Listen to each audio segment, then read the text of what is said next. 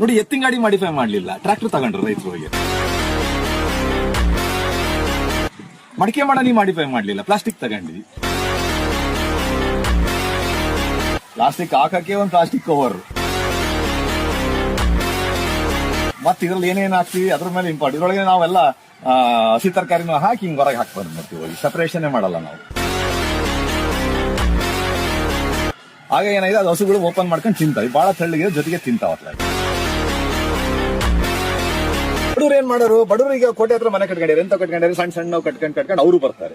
ಶ್ರೀಮಂತರಿಗೆ ದೊಡ್ಡ ದೊಡ್ಡ ಕಟ್ಕೊಂಡು ಹಿಂಗ್ ಬರ್ತಾವ್ರಿ. ಇಬ್ರನ್ನ ಹೆಂಗ್ ತಡಿತೀರಿ? ಈಗ ಅವ್ನು ಬಡವ, ಮನಿ ಇಲ್ಲ ಸಾರ ಅಂತ ಕೋಟೆ ಮೇಲೆ ಬಂದಾನೆ, ಇವರು ಸಾರ್ ಸೈಟ್ ಚೆನ್ನಾಗಿರ್ಬೇಕಲ್ಲ ಅಂತ ಜೋಗಿಮಟ್ಟಿ ಬಂದಾರ. ನೀರ್ ಬಿಡಬೇಡಿ, ಅನ್ನ ಬಿಡಬೇಡಿ ಅಂತ ಬಿಡ್ಬೇಕು. ಅವ್ನು ಮದುವೆ ಮನೆ ಸಿಟ್ಟು ಬಂದ್ಬಿಡ್ತು, ಅವನಿಗೆ ಮದುವೆ ಆದ್ರೂ ಸಾಕಾಗಿರುತ್ತೆ ಅವನಿಗೆ. ಇವಾಗ ಏನಾದ್ರು ಪ್ಲಾಸ್ಟಿಕ್ ಹೇಳಕ್ ಹೋದ್ರೆ ಒದ್ದೆ ಓಡಿಸ್ತಾನ. ಕಾನೂನೇ ಮಾಡ್ಕೊಂಡ್ ಬರ್ಬೇಕು, ಮದುವೆ ಮನೆ ಮುಂದೆ ಒಂದು ಪೆಂಡಾಲ್ ಹಾಕೊಂಡು ಪರಿಸರ ಜ್ಞಾನ ತುಂಬಬೇಕು.